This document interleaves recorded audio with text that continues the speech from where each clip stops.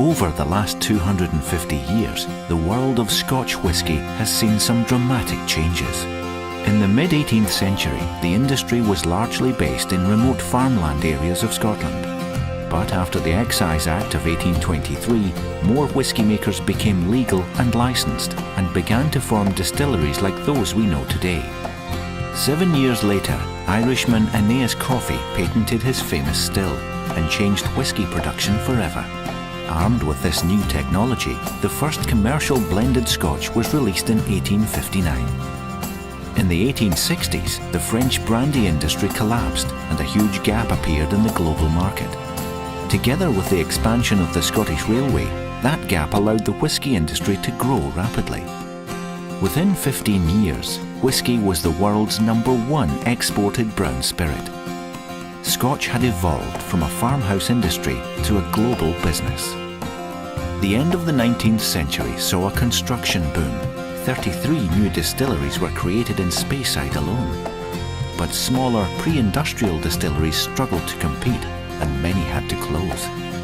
By the start of World War I, whisky faced a series of steep tax increases and, for the first time, a compulsory aging period. That period increased to 3 years the following year, and distilleries were shut down for the remainder of the war. There was also talk of prohibition. It didn't happen in the UK, but when it hit the US, it had a major impact. Exports dropped and duty increased again, and many distilleries closed for good.